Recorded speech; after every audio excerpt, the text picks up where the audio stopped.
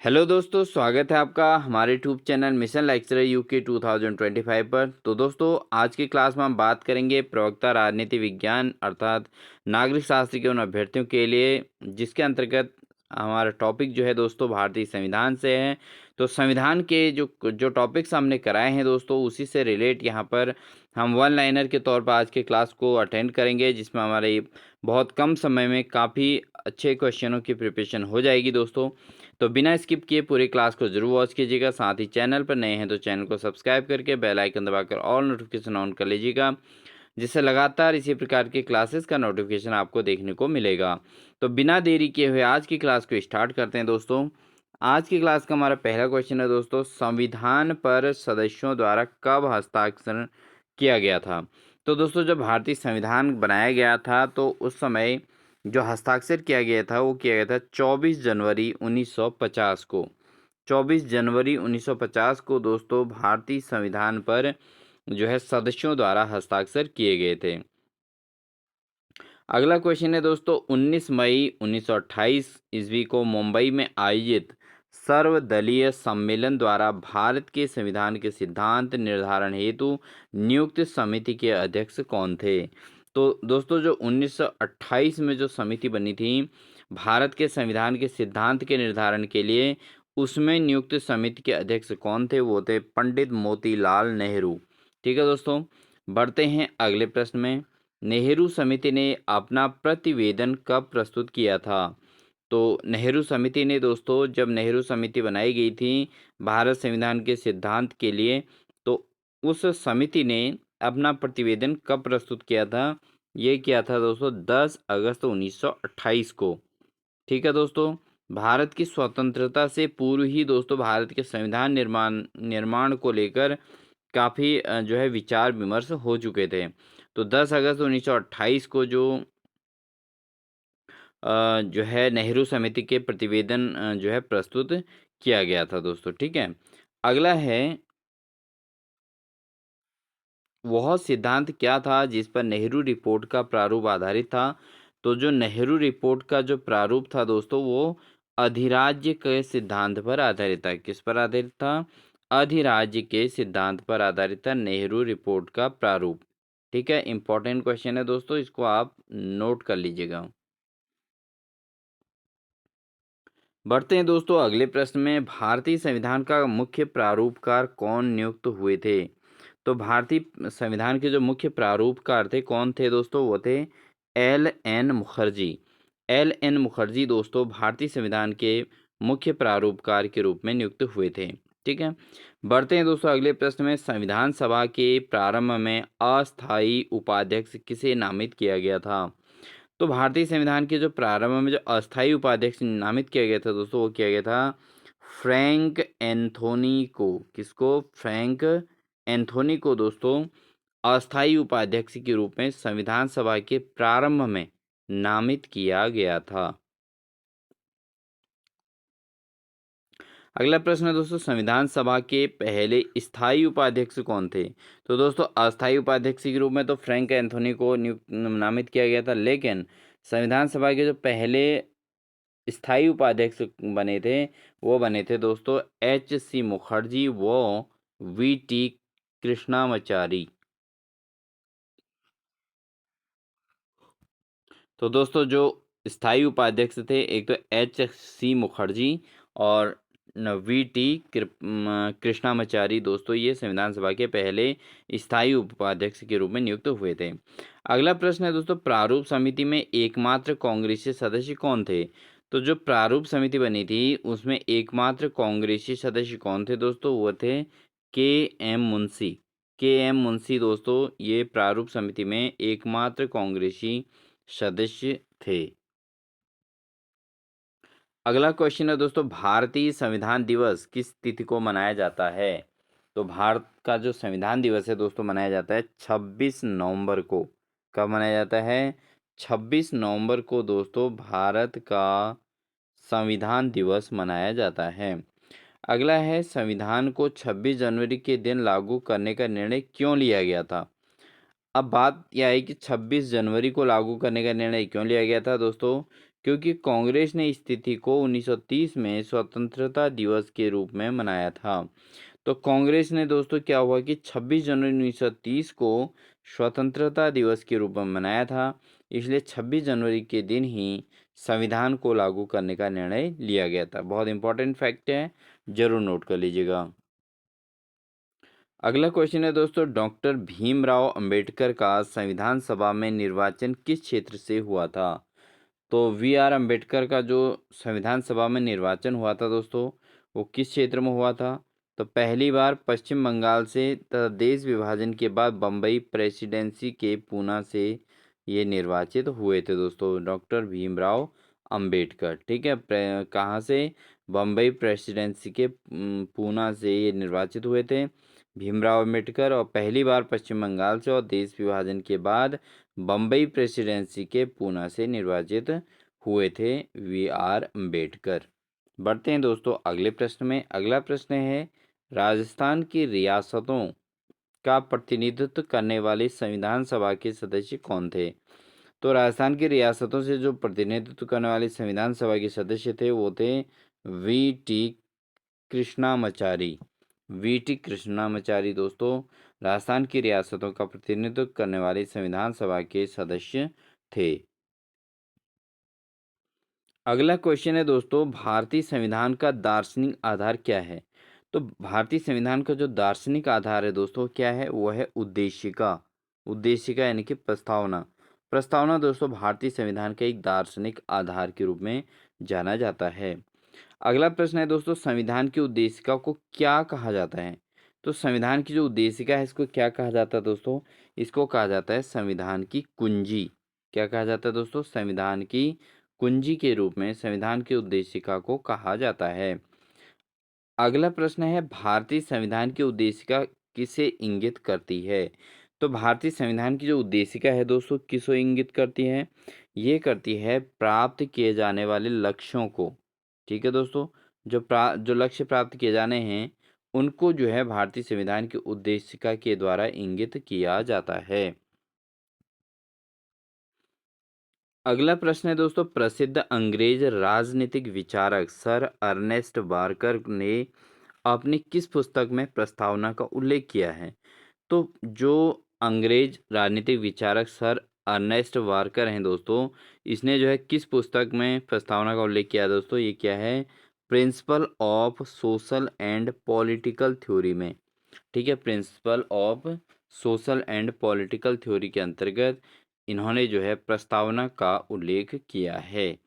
बढ़ते हैं दोस्तों अगले प्रश्न में, प्रस्तावना की शुरुआत किससे होती है?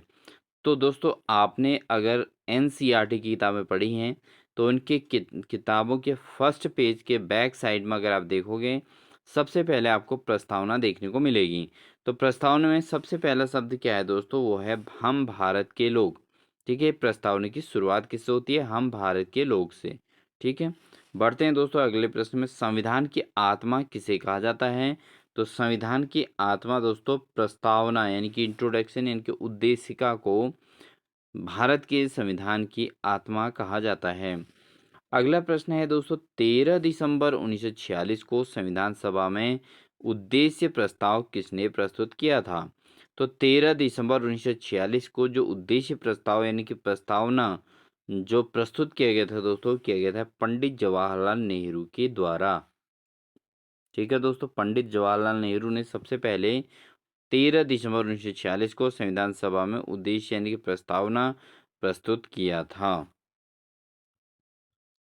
बढ़ते हैं दोस्तों अगले प्रश्न में, उद्देश्य प्रस्ताव को संविधान सभा द्वारा कब स्वीकार किया गया था?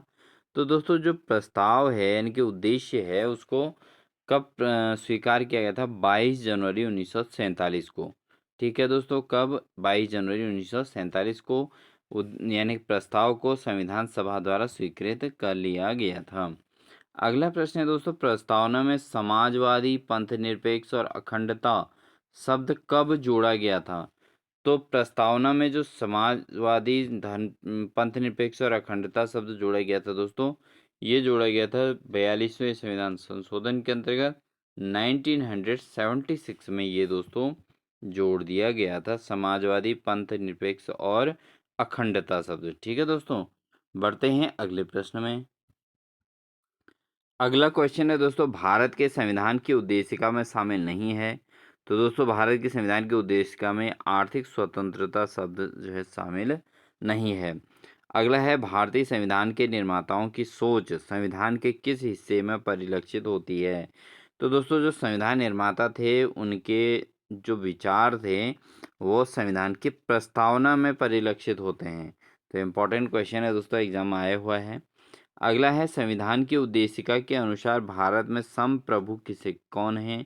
तो संप्रभुता का मतलब है कि हम भारत के लोग, ठीक है दोस्तों। तो संविधान की उद्देशिका के अनुसार भारत में संप्रभु है हम भारत के लोग। अगला है, उद्देशिका का सहारा लिया जा सकता है किस लिए, जब संविधान की भाषा अस्पष्ट एवं संदिग्ध हो तो उस समय दोस्तों उद्देशिका का सहारा लिया जा सकता है। अगला क्वेश्चन है दोस्तों, भारतीय संविधान सभा में वयस्क मताधिकार को 15 वर्ष के लिए स्थगित करने की बात किसने की थी। तो दोस्तों वयस्क मताधिकार को 15 वर्ष के लिए स्थगित करने की बात की थी मौलाना अबुल कलाम आज़ाद ने, ठीक है, जो भारत के पहले शिक्षा मंत्री भी रहे थे दोस्तों, ठीक है। अगला है, संविधान सभा के सदस्यों का चुनाव किसके द्वारा हुआ था। तो संविधान सभा के जो सदस्य थे उनका चुनाव किसके द्वारा हुआ था दोस्तों, वो किया गया था प्रांतीय विधान सभाओं के द्वारा। किसके द्वारा किया गया था दोस्तों, प्रांतीय विधानसभाओं के द्वारा।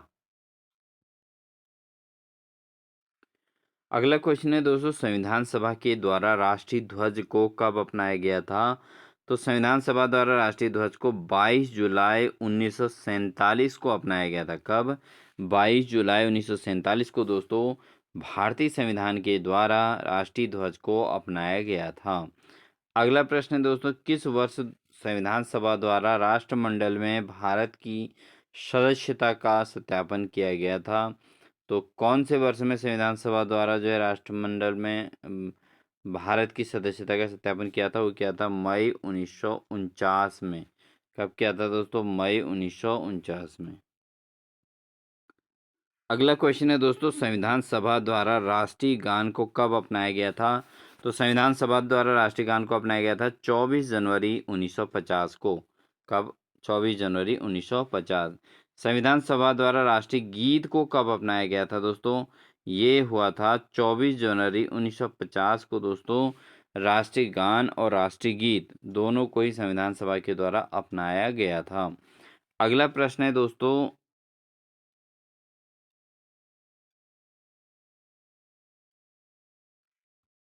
संविधान सभा द्वारा डॉक्टर राजेंद्र प्रसाद को भारत के पहले राष्ट्रपति के रूप में कब नियुक्त चुनाव किया गया था। तो ये हुआ था दोस्तों 24 जनवरी 1950 को, ठीक है। 24 जनवरी 1950 को जो है डॉक्टर राजेंद्र प्रसाद को भारत के पहले राष्ट्रपति के रूप में चुना गया था। अगला क्वेश्चन है दोस्तों, संविधान सभा के प्रारूप समिति का गठन कब किया गया था। तो संविधान सभा में जो प्रारूप समिति है दोस्तों, इसका गठन 29 अगस्त 1947 को किया गया था, ठीक है। प्रारूप समिति का गठन कब किया गया था, 29 अगस्त 1947 को। अगला है, संविधान सभा के प्रारूप समिति के अध्यक्ष कौन थे। तो संविधान सभा के अंतर्गत प्रारूप समिति के अध्यक्ष डॉक्टर भीमराव अम्बेडकर थे दोस्तों, ठीक है। संविधान सभा के प्रारूप समिति में सम्मिलित सदस्यों की संख्या कितनी थी। तो जो प्रारूप समिति के सदस्य थे दोस्तों, उनकी संख्या टोटल थी 7। कितनी थी दोस्तों, 7 सदस्य थे प्रारूप समिति के सदस्य के रूप में। अगला प्रश्न है, संविधान सभा के सदन समिति के अध्यक्ष कौन थे। तो संविधान सभा के सदन समिति के जो अध्यक्ष थे वो थे वी पट्टाभिसिता रमैया, ठीक है। तो जो है पट्टाभिसिता रमैया थे दोस्तों संविधान सभा के सदन समिति के अध्यक्ष। अगला है, झंडा समिति के अध्यक्ष कौन थे। तो दोस्तों झंडा समिति के जो अध्यक्ष थे वो थे डॉक्टर राजेंद्र प्रसाद। बढ़ते हैं दोस्तों अगले प्रश्न में। अगला क्वेश्चन है दोस्तों, संविधान सभा की प्रथम बैठक की अध्यक्षता किसके द्वारा की गई थी। तो संविधान सभा की जो प्रथम बैठक हुई थी उसकी अध्यक्षता डॉक्टर सच्चिदानंद सिन्हा के द्वारा की गई थी दोस्तों। अगला है, किसे संविधान सभा का स्थायी अध्यक्ष बनाया गया था? तो इस संविधान सभा का जो प्रथम स्थायी अध्यक्ष बनाया था दोस्तों दोस्तों डॉक्टर राजेंद्र प्रसाद को दोस्तों संविधान सभा का स्थायी अध्यक्ष नियुक्त किया गया था। अगला प्रश्न है, किस तिथि को डॉक्टर राजेंद्र प्रसाद निर्विरोध संविधान सभा के स्थायी अध्यक्ष के रूप में निर्वाचित हुए थे? तो दोस्तों 11 दिसंबर 1946 को जो है डॉक्टर राजेंद्र प्रसाद निर्विरोध रूप से संविधान सभा के स्थायी अध्यक्ष के रूप में नियुक्त हुए थे दोस्तों। अगला क्वेश्चन है दोस्तों, संविधान सभा की प्रथम बैठक 9 दिसंबर 1946 को कहाँ हुई थी? तो संविधान सभा की जो प्रथम बैठक हुई थी दोस्तों वो हुई थी केंद्रीय कक्ष में हुई थी, संसद भवन के केंद्रीय कक्ष के अंतर्गत। अगला है, भारतीय संविधान के निर्माण की प्रक्रिया पूर्ण होने में कितना समय लगा था?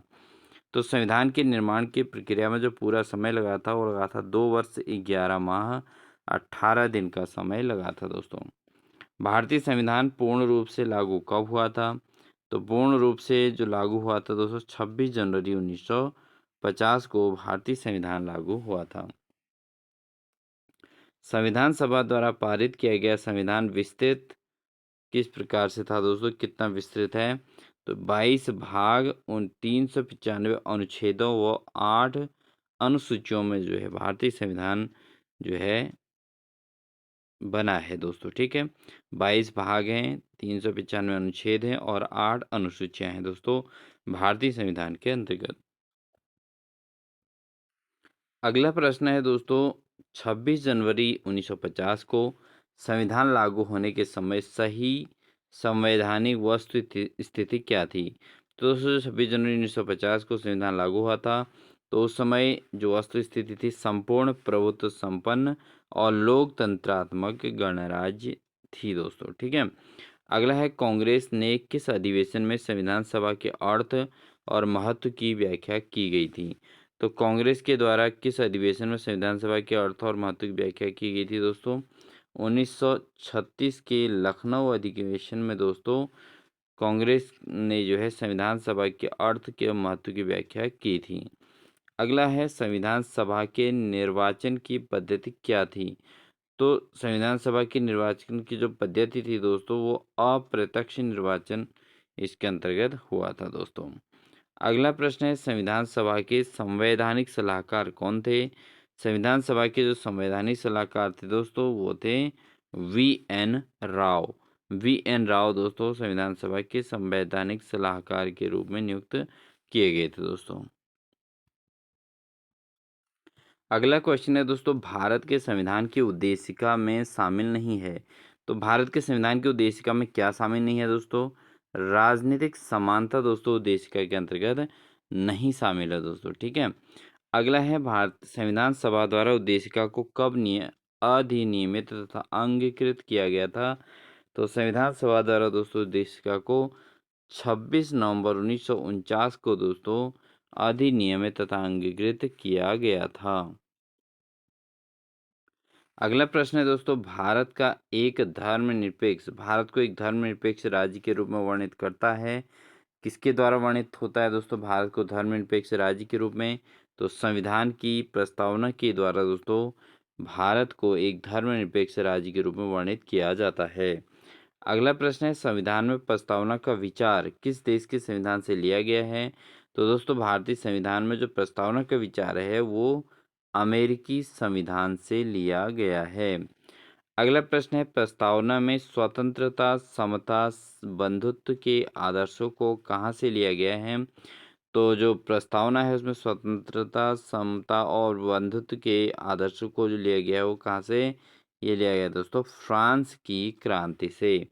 ठीक है, बढ़ते हैं दोस्तों अगले प्रश्न में, प्रस्तावना में संविधान के निर्माण की कौन सी तिथि उल्लेखित है?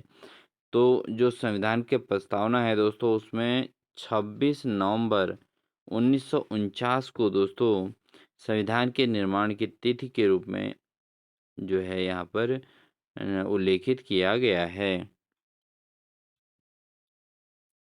अगला प्रश्न है दोस्तों, उद्देशिका हमारे स्वप्नों और विचारों का प्रतिनिधित्व करती है, किसने कहा है? तो दोस्तों ये जो उद्देशिका हमारे स्वप्नों और विचारों का प्रतिनिधित्व करती है ये कहा है सर अल्लादी कृष्णा स्वामी अय्यर ने। किसने कहा था? तो अय्यर ने दोस्तों कहा था कि उद्देशिका हमारे सपनों और विचारों का प्रतिनिधित्व करती है।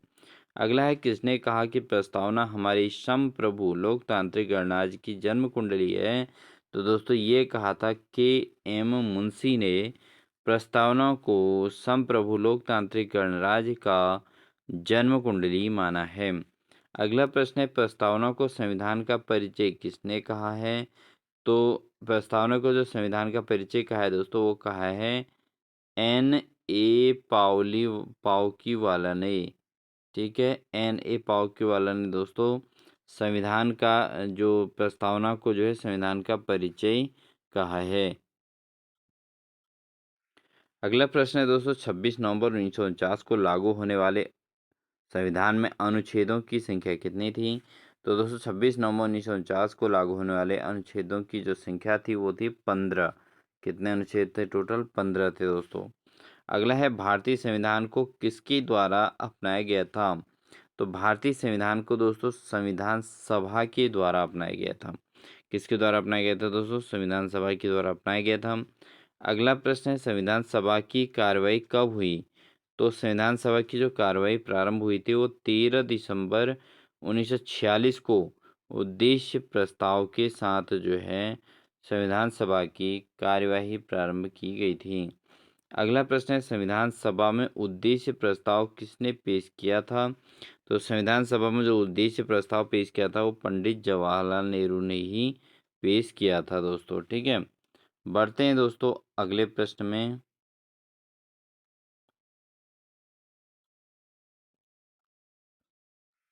अगला प्रश्न है दोस्तों भारत को एक संविधान देने का प्रस्ताव संविधान सभा द्वारा कब पारित किया गया था? तो दोस्तों भारत को एक संविधान देने का प्रस्ताव जो पारित किया गया था वो 22 जनवरी 1947 को, जब उद्देश्य प्रस्ताव स्वीकारने के साथ ही दोस्तों 22 जनवरी 1947 को जो है भारत को एक संविधान देने का प्रस्ताव पारित किया गया था। अगला प्रश्न है भारत विभाजन के बाद संविधान सभा का पुनर्गठन कब किया गया था?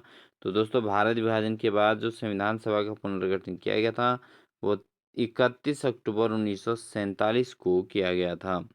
बढ़ते हैं दोस्तों अगले प्रश्न में। माउंट बेटन योजना के तहत हुए विज्ञापन विभाजन के परिणाम स्वरूप पाकिस्तान के लिए एक पृथक संविधान सभा का गठन किया गया। उसके बाद भारतीय संविधान सभा के सदस्यों की कुल संख्या घटकर कितनी रह गई थी? तो दोस्तों जब विभाजन के परिणाम स्वरूप जो संख्या रही थी वो 229, जिसमें 299 रही थी दोस्तों, 299 टोटल। ठीक है, जिसमें से 229 प्रांतीय सदस्य और 70 जो है रियासतों के सदस्य रहे थे। बढ़ते हैं दोस्तों अगले प्रश्न में। अगला प्रश्न है दोस्तों संविधान सभा को बनाने के लिए संविधान सभा के कुल कितने अधिवेशन हुए थे? तो संविधान सभा को बनाने के लिए जो टोटल अधिवेशन हुए थे दोस्तों 11 अधिवेशन हुए थे।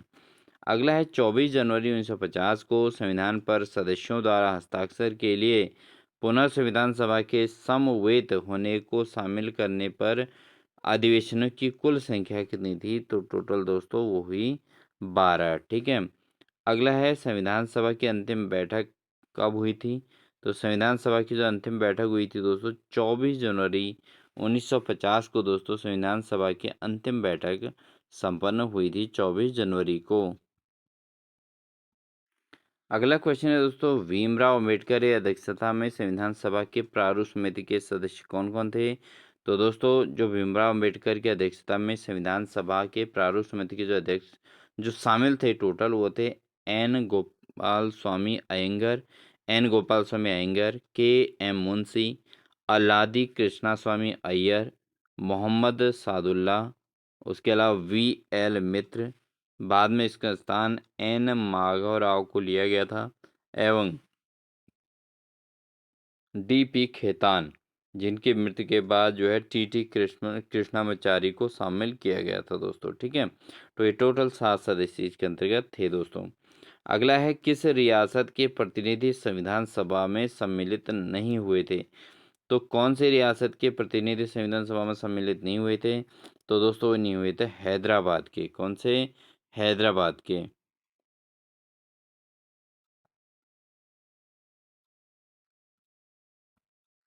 अगला प्रश्न है दोस्तों, जिस समिति ने संविधान सभा के अन्य समितियों द्वारा प्रस्तुत सिफारिश पर विचार किया था वो कौन थे? तो वही समिति थी दोस्तों प्रारूप समिति के। प्रारूप समिति और उसके सदस्यों ने दोस्तों संविधान सभा के अन्य समितियों द्वारा प्रस्तुत सिफारिश पर विचार किया था। अगला है, प्रारूप समिति द्वारा तैयार संविधान का प्रारूप संविधान सभा के अध्यक्ष को कब सौंपा गया था? तो दोस्तों जब प्रारूप समिति को जब सौंपा गया था, वो सौंपा गया था 21 फरवरी 1948 को दोस्तों इसको संविधान के अध्यक्ष के रूप को जो है सौंप दिया गया था। अगला प्रश्न है, प्रारूप समिति द्वारा तैयार संविधान के प्रारूप पर संविधान सभा द्वारा प्रारूप में संशोधन हेतु प्राप्त सुझाव पर विचारार्थ किस समिति का गठन किया गया था? तो इसके लिए दोस्तों एक विशेष समिति का गठन किया गया था संविधान को लागू करने से पूर्व। अगला क्वेश्चन है दोस्तों, संविधान संशोधित प्रारूप का मुद्रित संस्करण संविधान सभा के अध्यक्ष के रूप में कब प्रस्तुत किया गया था? तो दोस्तों जो संविधान का जो मुद्रित रूप है वो 26 अक्टूबर 1948 को जो है पेश प्रस्तुत किया गया था। अगला है, संविधान तथा कांग्रेस थी और कांग्रेस भारत था। संविधान सभा कांग्रेस थी और कांग्रेस भारत था, यह कथन किसका है? तो दोस्तों संविधान सभा कांग्रेस थी और कांग्रेस भारत था, यह कथन किसका है? यह है ग्रेनविले ऑस्टिन का। किसका दोस्तों? ग्रेनविले ऑस्टिन ने ये कहा था दोस्तों। अगला है, अपनी राष्ट्रवादी प्रतिक्रिया में भारतीय संविधान के निर्माताओं ने अल्पसंख्यकों के हितों तथा भावनाओं के महत्व को करके आंका है, यह कथन किसका है दोस्तों? तो ये कथन है दोस्तों जेनिंग्स का। किसका है दोस्तों? आइवर जेनिंग्स का कथन है कि अपनी राष्ट्रवादी प्रतिक्रिया में भारतीय संविधान के निर्माताओं ने अल्पसंख्यकों के हितों और भावनाओं के महत्व को कम करके आंका है। बढ़ते हैं दोस्तों अगले प्रश्न में। भारत की स्वतंत्रता के बाद भारतीय राष्ट्रीय कांग्रेस को एक राजनीतिक दल के रूप में भंग कर दिया जाना चाहिए, यह सुझाव किसने दिया था? तो दोस्तों ये सुझाव दिया गया था महात्मा गांधी के द्वारा। ठीक है, भारत की स्वतंत्रता के बाद भारतीय राष्ट्रीय कांग्रेस को एक राजनीतिक दल के रूप में कर दिया जाना चाहिए, सुझाव दिया था महात्मा गांधी ने। अगला है, प्रारूप समिति ने एक मौलिक प्रलेख तैयार करने के बजाय विद्यमान परिस्थितियों में एक व्यवहारिक प्रलेख तैयार करने की चेष्टा की, यह कथन किसका है? तो दोस्तों ये जो कथन है यह है डॉक्टर भीमराव अंबेडकर का। बढ़ते हैं दोस्तों अगले प्रश्न में। संविधान के मूल विचारों में किसी का कार्य पेटेंट अधिकार नहीं है, यह कथन किसका है? तो संविधान के जो मूल विचारों में किसी का कोई पेटेंट अधिकार नहीं है, ये किसने कहा था? ये कहा था दोस्तों भीमराव अंबेडकर ने। ठीक है, जो मूल विचार है उसमें कोई किसी का पेटेंट अधिकार नहीं है, ये डॉक्टर भीमराव अंबेडकर ने कहा था। अगला है, भारतीय संविधान का निर्माण विश्व के विभिन्न संविधानों को छानने के बाद किया गया था, ये किसने कहा था? डॉक्टर भीमराव अंबेडकर ने कहा था दोस्तों। अगला प्रश्न है, भारतीय संविधान विश्व का सबसे बड़ा एवं विस्तृत संविधान है, किसने कहा था? तो दोस्तों ये कहा था आइवर जेनिंग्स ने कहा था दोस्तों कि भारतीय संविधान विश्व का सबसे बड़ा एवं विस्तृत संविधान है। किसने कहा था? आइवर जेनिंग्स ने। अगला है, भारतीय संविधान वकीलों के लिए स्वर्ग समान है, ये किसने कहा है दोस्तों? ये भी आइवर जेनिंग्स ने कहा है दोस्तों कि जो भारत का संविधान है वो वकीलों के लिए स्वर्ग समान है। अगला प्रश्न है, भारतीय संविधान कठोरता और लचीलेपन के मध्य एक अच्छा संतुलन स्थापित करता है, ये किसने कहा है? ये कहा है दोस्तों हुएर ने। ठीक है, हुएर ने कहा है दोस्तों भारतीय संविधान कठोरता और लचीलेपन के मध्य एक अच्छा संतुलन स्थापित करता है। बढ़ते हैं दोस्तों अगले प्रश्न में। किसने भारतीय संविधान को अर्ध संघीय संविधान कहा है? तो भारतीय संविधान को जो अर्ध संघीय संविधान के रूप में कहा गया है वो कहा गया है वेयर के द्वारा, ठीक है। अर्ध संघीय संविधान के रूप में कहा गया है केसी वेयर के द्वारा। अगला है किसने भारतीय संविधान को सहकारी संघवाद पर आधारित बताया है। तो भारतीय संविधान को सहकारी संघवाद पर आधारित किसने बताया? ये बताया तो ग्रेनविल ऑस्टिन ने। किसने? ग्रेनविल ऑस्टिन ने बताया था। अगला प्रश्न है भारतीय संविधान के आधुनिक मनु की संज्ञा किसे दी जानी है। तो भारतीय संविधान की जो आधुनिक मनु माना गया है दोस्तों, डॉक्टर भीमराव अंबेडकर को माना जाता है। तो दोस्तों ये थी हमारी आज की क्लास। तो आपको हमारी क्लास कैसी लगी कमेंट सेक्शन में ज़रूर बताइएगा। वीडियो अच्छी लगी हो तो वीडियो को लाइक जरूर कर दीजिएगा। साथ ही दोस्तों चैनल पर नए हैं तो चैनल को सब्सक्राइब कर लीजिएगा, बेल आइकन दबाकर ऑल नोटिफिकेशन ऑन कर लीजिएगा, जिससे इसी प्रकार की लगातार क्लासें, इंटरेस्टेड क्लासेज आपको हमारे चैनल के माध्यम से देखने को मिलेगी। तो मिलते हैं एक नेक्स्ट बेहतरीन क्लास के साथ। तब तक के लिए अपना ध्यान रखिए दोस्तों। Wish you all the best.